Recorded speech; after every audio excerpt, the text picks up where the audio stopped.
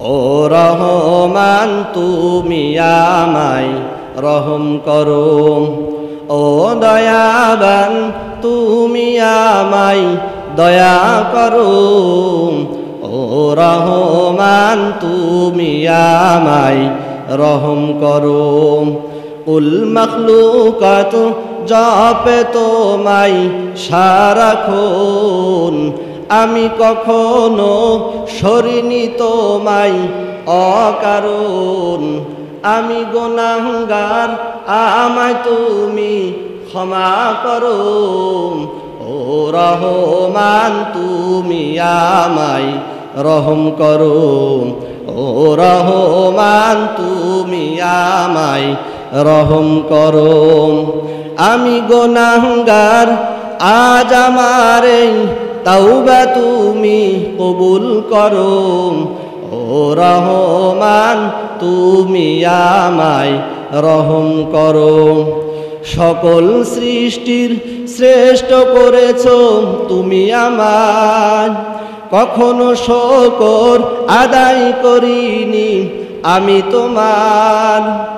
আজ আমার এই তাওবা তুমি কবুল করো, ও রহমান তুমি আমায় রহম করো, ও দয়াবান তুমি আমায় দয়া করো, ও রহমান তুমি আমায় রহম করো। আলহামদুলিল্লাহ। মুআজ্জাজ মুহতারাম হাজিরিন, আল্লাহ তাআলার দরবারে লাখ কোটি শুকর।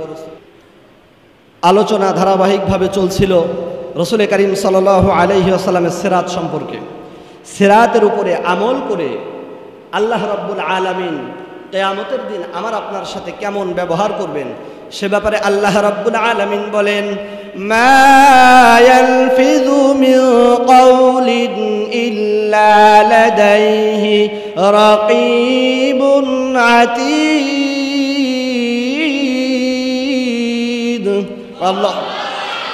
আল্লাহ রাব্বুল আলামিন কোরআনুল কারীমের ভিতর বলেন, প্রত্যেক মানুষের সাথে তিনজন করে ফেরেশতা সর্বদা থাকে।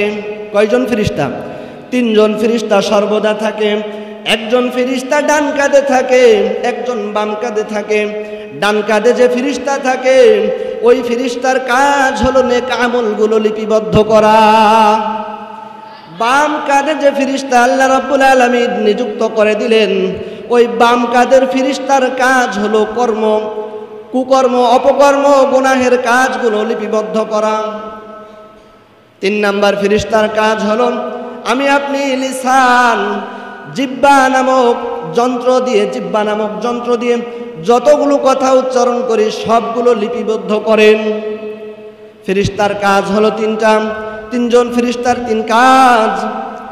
এরপর আল্লাহ রাব্বুল আলামিন বলেন, এই যে কথাগুলো ফেরেশতারা লিপিবদ্ধ করবে সবগুলো ফাইল হয়ে যাবে। কি হয়ে যাবে? ফাইল হয়ে যাবে। কিয়ামতের দিন আল্লাহ রাব্বুল আলামিন এই ফাইলগুলা ছেড়ে দিবেন, যার যার ফাইল তার কাছে পৌঁছে যাবে।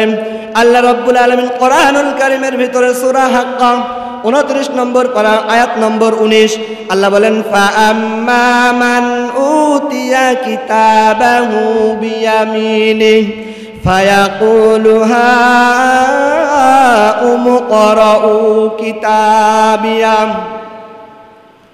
আল্লাহ রাব্বুল আলামিন যেদিন ফাইলগুলা ছেড়ে দিবেন তারা বলতে থাকবে, এই যে যারা পরীক্ষায় পাশ করবে ফাইলগুলা নিয়ে তারা বলতে থাকবে, এই যে আমার কিতাব তোমরা পড়ো। ফায়াকুলু হাউমু করাউ কিতাবিয়া। যাদের ডান হাতে আল্লাহ রাব্বুল আলামিন আমলনামা দিবেন তারা মানুষকে ডেকে ডেকে বলবেন, ফায়াকুলু হাউমু করাউ কিতাবিয়া, দেখো আজ আমি পরীক্ষায় পাশ হয়ে গেছি, সফল কাম হয়ে গেছি, সুতরাং তোমরা আমার কিতাবটা নিয়ে একটু পড়ো। আর আরেক শ্রেণীর মানুষের আল্লাহ রাব্বুল আলামিন বাম হাতে আমলনামা দিবেন। যাদের বাম হাতে আমলনামা আল্লাহ রাব্বুল আলামিন দিবেন, শুধু বাম হাতে দিবেন না মুসলমান, তার বাম হাতটাকে বুকটা চিরে ফেলা হবে। বুকটা চিরে ফেলে পিছন দিক দিয়ে তার আমলনামাটা দেওয়া হবে। পড়েন নাউজুবিল্লাহ। মুসলমান, আল্লাহ রাব্বুল আলামিন যখন বাম হাতে দিবেন আমলনামা দিয়ে দিবেন। আল্লাহ রাব্বুল আলামিন বলেন ওয়া আম্মা মান উতিয়া কিতাবাহু বিশিমালি ফায়াকুলু ইয়া লাইতানি লাম উতা কিতাবিয়া। সূরাতুল হাক্কা 29 নম্বর পারার আয়াত নম্বর 25। আল্লাহ রাব্বুল আলামিন বলেন যারা বাম হাতে কিয়ামতের দিন আমলনামা পাবে তারা আফসোস করে বলতে থাকবে, তারা আফসোস করে বলবে হায় আজকে আমলনামা আমি পাইলাম, এটা যদি আমি না পাইতাম আমার জন্য কতই না ভালো হতো। আফসোস করবে, হায় আফসোস আমি কি করলাম দুনিয়াতে, আজ আমার এই কিতাব আমার সামনে স্পষ্ট, এটা যদি আমি না পাইতাম আমার কতই না ভালো হতো। সম্মানিত ভাইয়েরা আমার, এরপর আল্লাহ রাব্বুল আলামিন কিতাব সবার হাতে হাতে দিয়ে দিবেন। আল্লাহ বলবেন ইকরা কিতাবাকা কাফা বিনাফসিকাল ইয়াউমা আলাইকা হাসিবা। আল্লাহ রাব্বুল আলামিন বলবেন ইকরা কিতাবাক, তুমি তোমার আমলনামা পড়তে থাকো, আজকে তোমার আমলনামা পড়ার জন্য তুমি যথেষ্ট, তোমার হিসাব নিকাশ নেওয়ার জন্য তুমি যথেষ্ট। আল্লাহ রাব্বুল আলামিন বলে দিবেন। প্রশ্ন হলো যারা উর্দু ভাষী, যারা বাংলা ভাষী, যারা ইংরেজিতে কথা বলে এদের কি হালাত হবে, এদের কেমন অবস্থা হবে? আল্লাহ রাব্বুল আলামিন বললেন যদি বোঝানোর জন্য বলছি, আপনি যদি আপনার বন্ধুর মোবাইলে ফোন দেন, যদি আপনার বন্ধু আপনার পাশের রুমে থাকে, আবার যদি আপনার বন্ধু ঢাকাতে থাকে, নাম্বার যদি ঠিক থাকে ফোন যাবে কি যাবে না? কথা বলেন, যাবে কি যাবে না? ফোন যাবে। সুতরাং আল্লাহ রাব্বুল আলামিন কিয়ামতের দিন আমলনামাগুলো ফাইলগুলো ছেড়ে দিবেন, যার যার আমলনামা তার তার কাছে পৌঁছে যাবে। একটু আওয়াজ করে পড়েন না সুবহানাল্লাহ। মুসলমান, আল্লাহ রাব্বুল আলামিন নেবা ছেড়ে দিবেন। এরপর আমলনামা আপনি পড়বেন কিভাবে? আধুনিক প্রযুক্তির কল্যাণে। ধরে নেন আপনার একজন বন্ধু হয়েছে চাইনিজ ভাষী। কি ভাষী? আপনি আপনার ভাষা সে বোঝে না, তার ভাষাও আপনি বোঝেন না। সুতরাং আধুনিক প্রযুক্তির কল্যাণে আপনি ভয়েস মেসেজ চাপ দিয়ে বলবেন বাংলা থেকে চাইনিজ। আপনাকে যে ভয়েস মেসেজ করবেন, আপনার সাথে কথা বলবে, সে বলবে চাইনিজ থেকে বাংলা। হবে কি হবে না? কথা বলেন, হবে। সুতরাং আধুনিক প্রযুক্তির কল্যাণে এটা সম্ভব হয়েছে। সুতরাং আধুনিক প্রযুক্তি যে রব মানুষের মাথায় দিয়ে দিলেন, ওই রব আমলনামা হাতে হাতে দিতে পারবেন কি পারবেন না? মুসলমান, আল্লাহ রাব্বুল আলামিন আমলনামাগুলো দিয়ে দিবেন। এরপর আল্লাহ বলেন মালি হাদাল কিতাব লা ইউগাদিরু সগীরাতান ওয়ালা কাবীরাতান ইল্লা আহসাহা ওয়া ওয়াজাদু মা আমিলু হাদিরা। আমলনামা যখন মানুষ পেয়ে যাবে বলতে থাকবে মালি হাদাল কিতাব, আয় আল্লাহ এ কেমন কিতাব আপনি আমার গলায় ঝুলাইয়া দিলেন। লা ইউগাদিরু সগীরাতান ওয়ালা কাবীরাতান ইল্লা আহসাহা ওয়া ওয়াজাদু মা আমিলু হাদিরা। ছোট ছোট বিষয়ও বাদ যায় নাই, বড় বড় বিষয় তো বাদই যায় নাই। আমাবস্যার রাত, গভীর রজনী অন্ধকার, যেটা করছি আপনি জানেন, আমি জানি, দুনিয়ার কোনো মানুষ জানে নাই, সেটাও আজ লিপিবদ্ধ। কেমন কিতাব আপনি আমার সামনে ছেড়ে দিলেন। প্রিয় ভাইয়ের আমার, এরপর আল্লাহ রাব্বুল আলামিন বলেন হিসাবের পর হিসাব নিকাশ শেষ। এরপর মানুষের শ্রেণী হবে দুইটা। কয়টা? এক দল যাবে জান্নাতে, আর একটা দল যাবে জাহান্নামে। আল্লাহ রাব্বুল আলামিন সে কথাই কোরআনুল কারীমের ভিতরে বললেন ফারিকুন ফিল জান্নাতি ওয়া ফারিকুন ফিস সাঈর। আল্লাহ রাব্বুল আলামিন বললেন এক দল হবে জান্নাতি আর একটা দল হবে জাহান্নামী। জান্নাতীরা যখন জান্নাতের ভিতরে প্রবেশ করবে তখন জান্নাতীরা তাদের পরিচিত মানুষকে খুঁজতে থাকবে। পড়েন না সুবহানাল্লাহ। পরিচিত মানুষকে খুঁজতে থাকবে। একসাথে উঠেছে, একসাথে বসেছে, একসাথে খাবার খেয়েছে, আমার বন্ধু, আমার বাবা, আমার মা, আমার ভাই, আমার বোন। বাবা জান্নাতে, মা জাহান্নামে, যাবে না যাবে না? বন্ধু একটা জান্নাতে আর একটা জাহান্নামে, যাবে না যাবে না?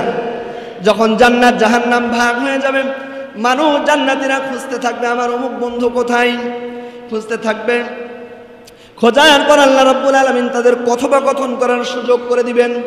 জান্নাতীরা জাহান্নামীদের সাথে কথা বলবেন।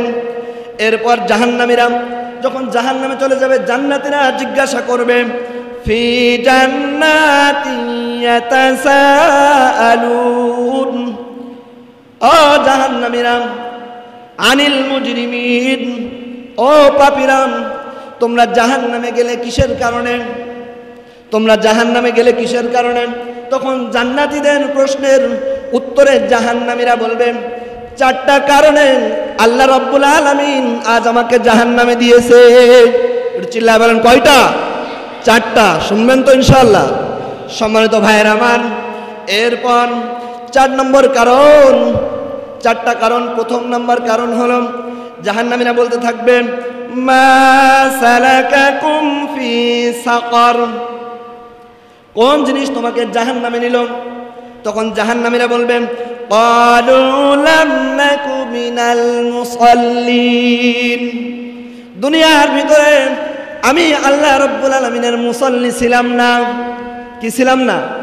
সুতরাং মুসাল্লি ছিল না, তার কারণে আজ জাহান্নামে গিয়েছে। এখন প্রশ্ন হলো, মুসাল্লি কারা? জানার দরকার আছে না নাই?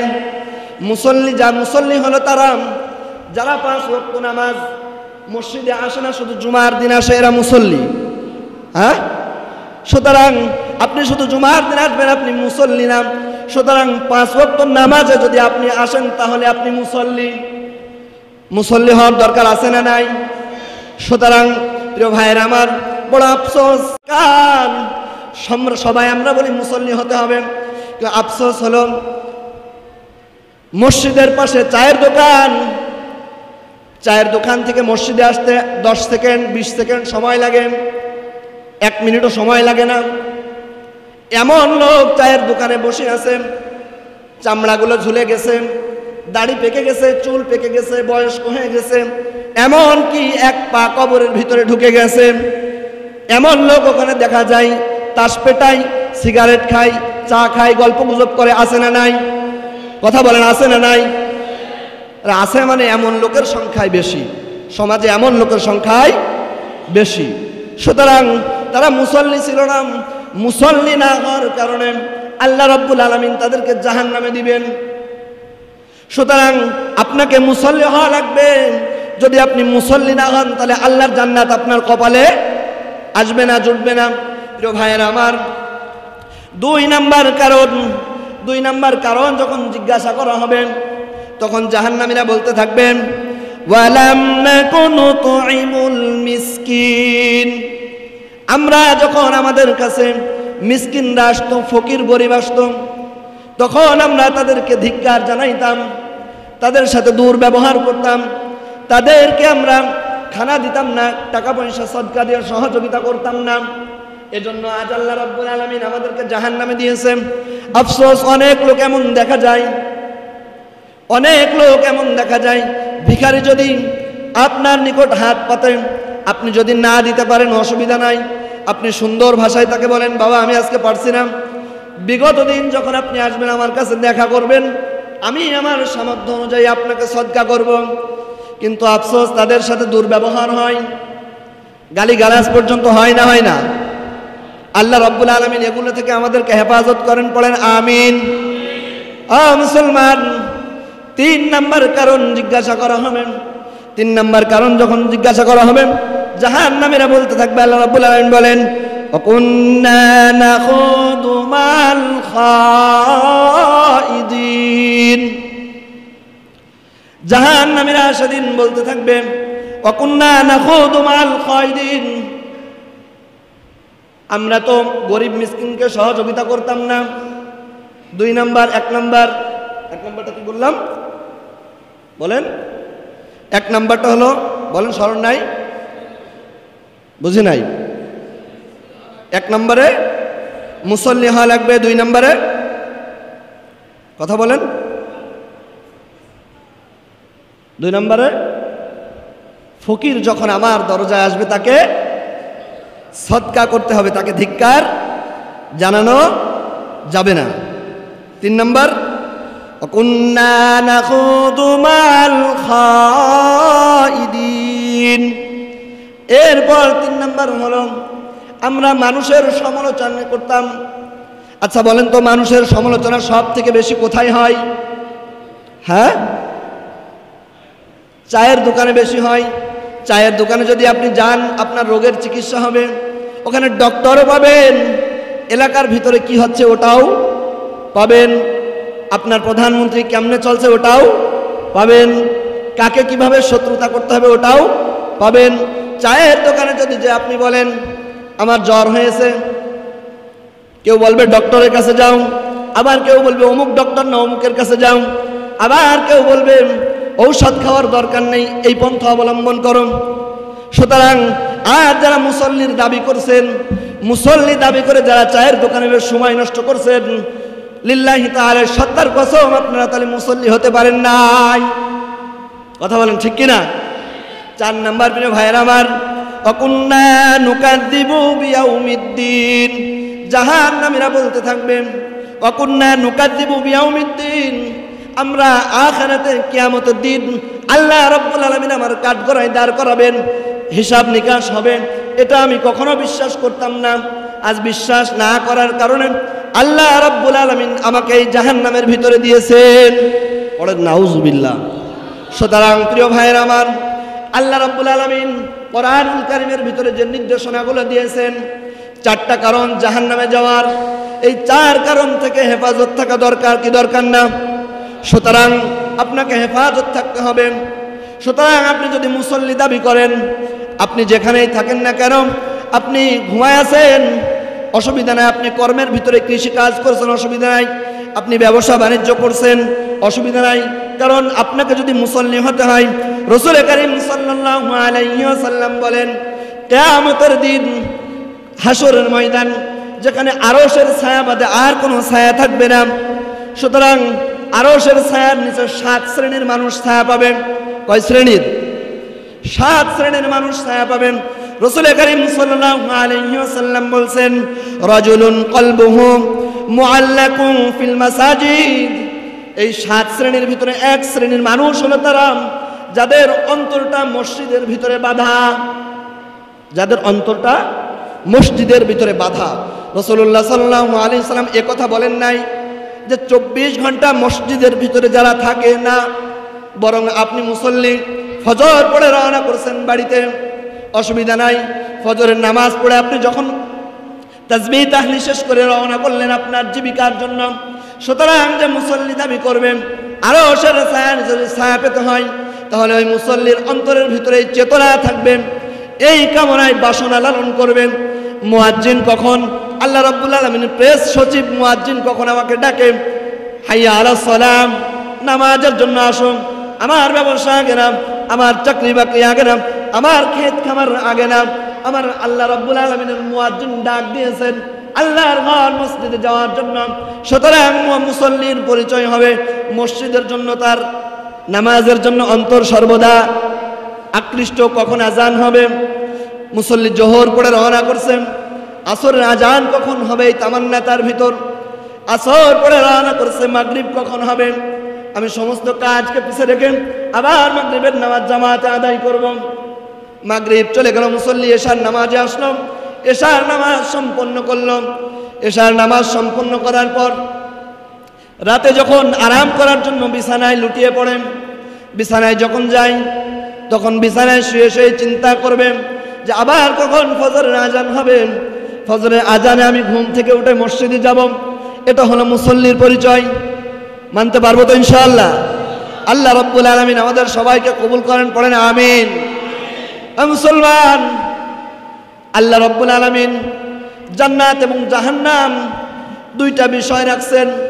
বলেন তো, কেউ জাহান্নামে যেতে চায়? চায় নাকি? কেউ জাহান্নামে যেতে চায় না, বরং জান্নাতে যদি যেতে হয় উত্তম কাজ করা লাগবে কিনা।